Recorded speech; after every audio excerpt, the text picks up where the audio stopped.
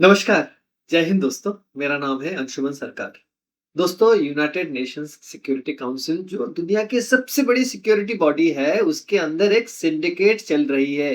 बिल्कुल, आप जो सोच रहे हो माफिया वाली सिंडिकेट से मिलता-जुलता ये अभी चल रहा है यूनाइटेड नेशंस की सिक्योरिटी काउंसिल।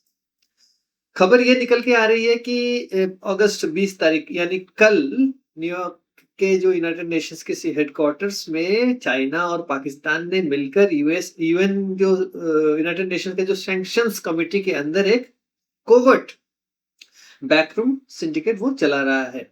कर क्या रहे हैं ये दो देश? एक तरफ पाकिस्तान अपने जो डेजिग्नेटेड टेररिस्ट्स डीलिस्ट करवाने की कोशिश कर रहा है और दूसरी तरफ जो है चाइना पर्दे के पीछे बैठकर पिछले 8 महीने से यूनाइटेड नेशन सिक्योरिटी काउंसिल का जो काउंटर टेररिज्म चेयर की अपॉइंटमेंट को ही वो ब्लॉक कर रहा है। लेकिन दोस्तों, कल यूनाइटेड नेशंस के फ्लोर पर भारत के परमानेंट जो मिशन के जो चार्ज दी अफेयर्स योजना पटेल ने इन दो देशों के जैसे चाइना और पाकिस्तान के ये सीक्रेट जो पूरा जो सिंडिकेट जो है कि को पूरी दुनिया के सामने अभी उजागर कर दिया है। तो आज के इस वीडियो में हम बात करेंगे कि यूएनएससी में जो ये शैडो डील की और कैसे पाकिस्तान अपने फाइनेंशियल बेल आउट के लिए टेररिस्ट्स को क्लीन चिट दिलवाना चाहता है, चाइना क्यों इसका चौकीदार बना हुआ है और कैसे भारत ने यूनाइटेड नेशंस के फ्लोर पर इनका पूरा कच्चा चिट्ठा अभी खोल कर रख दिया है।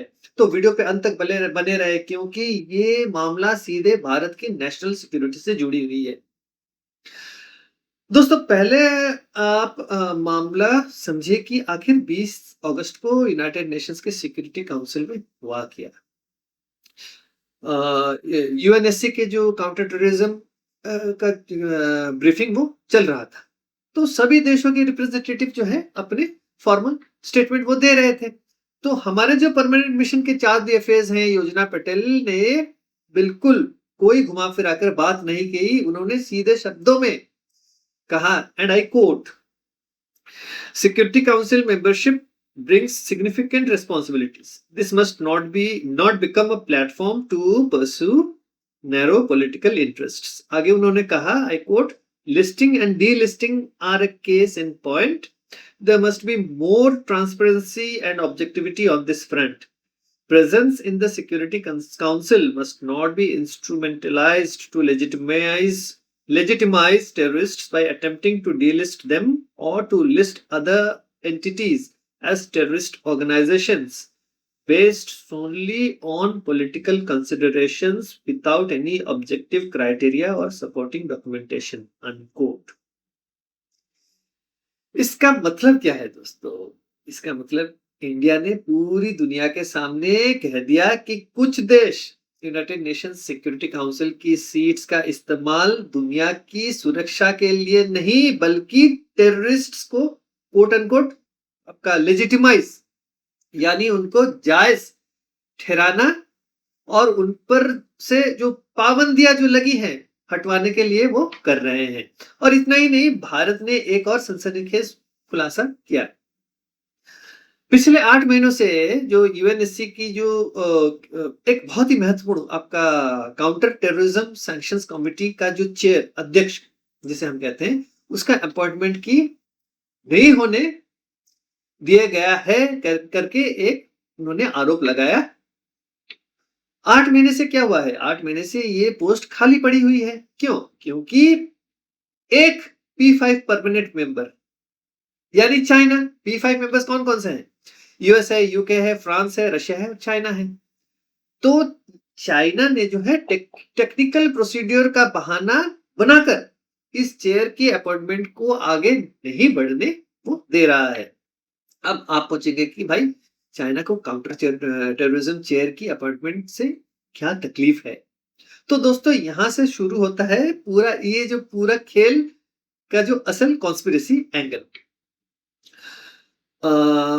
आपको तो पता है कि पाकिस्तान की फिलहाल हालत क्या है। मैं बोल रहा हूं इकोनॉमिकली बिल्कुल बैंकरप्सी पे है। तो देश के पास फॉरेन एक्सचेंज रिजर्व्स नहीं है और ना ही कोई फॉरेन इन्वेस्टर वहां एक भी डॉलर लगाना चाहता है।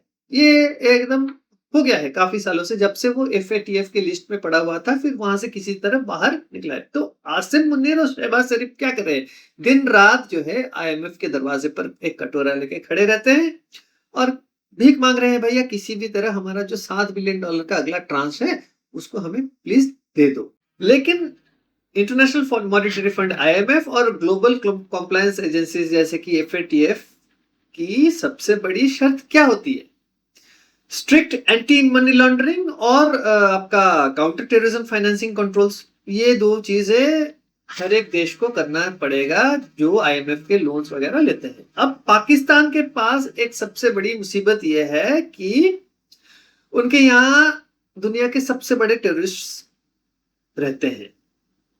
सारे बड़े ऑपरेटिव जितने भी टेरर ऑपरेटिव्स वहां है। उदाहरण के तौर पे लश्कर तैयबा का जो है आपका हाफिज सईद हो या साजिद मीर हो या जैश मोहम्मद का मसूद अजहर, वो जो मोटा ताजा गेंडा है मसूद अजहर, ये सारे ऑफिशियल यूएन सैंक्शन लिस्ट में डेजिग्नेटेड इंटरनेशनल टेररिस्ट हैं। तो जब तक ये नाम यूएन की टेरर लिस्ट पर हैं, ग्लोबल फाइनेंशियल इंस्टीट्यूशंस पाकिस्तान को हाई रिस्क जोन में रखते हैं और फॉरेन इन्वेस्टमेंट्स आने से ऐसे ही रुक जाती है। तो आसिम मुनीर, उनका जो फील्ड कम फील्ड मार्शल, और शहबाज शरीफ ने क्या मास्टर प्लान बनाया, उन्होंने यूनाइटेड नेशंस के सैंक्शंस कमेटी के पास चुपके से एक एप्लीकेशन डाली कि हमारे कुछ पुराने ऑपरेटिव्स को डीलिस्ट कर दो, उनको टेरर लिस्ट से बाहर निकाल दो, क्योंकि अब वो रिहेबिलिटेटेड हो चुके हैं। मतलब वो अभी उन्होंने टेररिज्म का रास्ता छोड़ दिया और अभी वो साधु संत टाइप महात्मा टाइप बन गए। तो वो 2025 में जो पहलगाम अटैक करवाया था वो किसने करवाया था भैया, भूल गए ना? इतिहास थोड़ा हर बार हर महीने हर हफ्ते तुम्हें याद दिलाना पड़ेगा।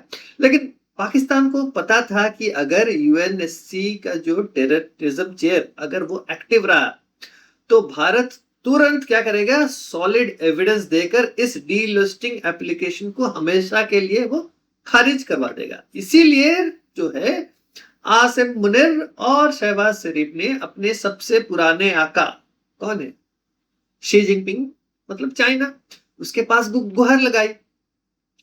तो अब सवाल यह है कि बीजिंग ने पाकिस्तान के इस गंदे खेल में क्यों साथ देना चाहा, या उसने हाथ क्यों डाला इस गंदे खेल में। चाइना तो अपने आप को ग्लोबल सुपर पावर वो कहता है, वो एक छोटे से डीलिस्टिंग के लिए यूनाइटेड नेशंस में अपनी बेइज्जती क्यों करवाएगा।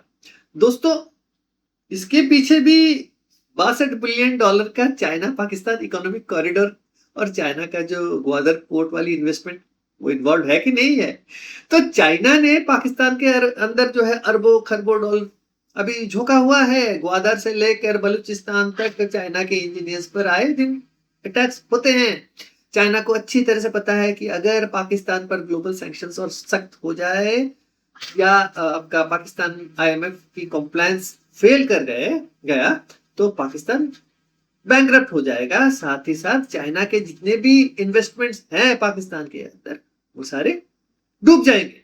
तो इसीलिए चाइना ने अपना सबसे पुराना जो हथियार उसने निकाला, वो क्या है, यूनाइटेड नेशंस का वीटो और जो एडमिनिस्ट्रेटिव स्टॉलिंग रोकना। तो चाइना ने क्या किया, चाइना ने चुपके से 8 महीने से यूएनएससी सैंक्शंस कमेटी के चेयर अपॉइंटमेंट पर ब्लॉक लगा रहा है ताकि कमेटी की मीटिंग्स ऑफिशियली ना हो सके और पर्दे के पीछे पाकिस्तान की डीलिस्टिंग फाइल को आगे सरकाया जा सके। यह उसका मंसूबा था। उन्हें लगा कि दुनिया का ध्यान आपका रशिया और यूक्रेन की जो जंग उस पर है या मिडिल ईस्ट पर जो यूएस और ईरान का लड़ाई इसराइल को लेकर। तो यूएन के इस छोटे से एडमिनिस्ट्रेटिव डिले पर किसी का ध्यान नहीं जाए, यही वो सोच रहा था। लेकिन दोस्तों, बीजिंग और इस्लामाबाद ये भूल गए कि नई दिल्ली की डिप्लोमेसी अब डिफेंसिव नहीं रही। भारत के फॉरेन मिनिस्ट्री और national security advisor Ajit Doval साहब की टीम पर्दे के पीछे चल रहे हर एक कागज पर अभी नजर रखे हुए थे। तो इंडिया ने पर्दे के पीछे कोई बातचीत करने की बजाय सीधे कल यानी 20 अगस्त को यूनाइटेड नेशंस फ्लोर पर ये बड़ा सा एक धमाका बॉम्ब फोड़ दिया। योजना पटेल ने पूरी दुनिया के सामने रिकॉर्ड पर ला दिया कि कैसे यूएनएससी चेयर को पिछले आपके 8 महीने से जानबूझकर ब्लॉक किया जा रहा है ताकि टेरर स्पॉन्सर्स को प्रोटेक्ट किया जा सके। तो इसका नतीजा क्या हुआ दोस्तों? भारत ने चाइना और पाकिस्तान के इस जो quote unquote terror protection syndicate ही हुआ ना, एक ग्रुप बना के वहां पे को दुनिया के सामने एक्सपोज कर दिया। अब आपका अमेरिका हो, यूके हो, फ्रांस जैसे P5 मेंबर्स, उन पर भी पब्लिक प्रेशर आ चुका है कि वो 8 महीने से पेंडिंग पड़ी इस चेयर की अपॉइंटमेंट को इमीडिएटली अभी भरे, मतलब उसके अपॉइंटमेंट करे। और चाइना अब यूनाइटेड नेशंस के फ्लोर पर अभी एक आइसोलेट हो गया है, अब इट हैज बीन कॉर्नर्ड। तो पाकिस्तान जो सपना देख रहा था कि चुपके से अपने टेररिस्ट के नाम यूनाइटेड नेशंस के लिस्ट से हटवाकर IMF से डॉलर बटोरेगा, भारत ने उसके सपनों पे पानी अभी फेर दिया है। दोस्तों देखिए, एक तरफ पाकिस्तान हमेशा की तरह जो उधार और चोरी के दम पर अपनी जो जियोपॉलिटिक्स वो चलाने की कोशिश करता है, कभी अमेरिका के आगे झुकता है तो कभी चाइना की गोद में जाके बैठता है। देखिए दोस्तों, कल या परसों उनका जो फाइनेंस मिनिस्टर है पाकिस्तान का, मोहम्मद औरंगजेब, उसने अभी अमेरिका से $10 बिलियन की मांग करी। उन्होंने कहा कि हमारे फॉरेन एक्सचेंज रिजर्व जो है वो खत्म हो रहे हैं, आप हमारी मदद कीजिए। हम कैसे दूसरे देशों से कहां से और भीख मांगेंगे, और इनडायरेक्टली जताने की कोशिश करी कि हमने आप लोगों का जो ईरान और यूएस के वॉर में हमने मध्यस्थता करी है और हमें आपको बचाया है, मतलब अमेरिका को बचाया है। हालांकि वो अपने लिए कर रहा था। अगर आपको पता नहीं है तो पिछला वीडियो मेरा देख लीजिए, आपको तुरंत पता चल जाएगा। क्योंकि ना देखिए, आज के डेट में चाइना पैसे देने से अभी मना कर रहा है, क्योंकि चाइना के पास खुद ही प्रॉब्लम्स, उसके इकोनॉमिक प्रॉब्लम्स हैं। तो वो कहां से अफोर्ड करेगा पाकिस्तान, और ऑलरेडी उसने $62 बिलियन पाकिस्तान के अंदर लगा रखे हैं। तो पाकिस्तान को उसने कहा होगा कि एक काम कर, तुझे पैसे चाहिए तो मैं तेरी मदद करता हूँ, यूएनएससी का चेयर का जो अपॉइंटमेंट उसको मैं रोकता हूँ, तू एक काम कर, डीलिस्टिंग का काम कर, इससे क्या होगा, तुझे IMF के लोन्स मिल जाएंगे। लेकिन जब तक भारत की डिप्लोमेटिक लीडरशिप और यूएन मिशन अलर्ट है, इनका हर एक जो सीक्रेट बैकरूम डील ऐसे ही एक्सपोज होता रहेगा। देखिए इनकी चालाकी देखिए, जहां चाइना का प्रोजेक्ट रुक रहा है, जहां पे अटैक्स हो रहे हैं चाइनीज इंजीनियर्स के ऊपर या कुछ, देखिए बलूचिस्तान अपना इंडिपेंडेंस घोषित करना चाहता है। बलूचिस्तान एक सेपरेट देश है जो कि ऑक्युपाइड बाय पाकिस्तान। एग्जैक्टली उसी तरह जिस तरह चाइना ने तिब्बत पर कब्जा कर बैठा हुआ है, उसी तरह पाकिस्तान बलूचिस्तान का कब्जा कर बैठा हुआ है।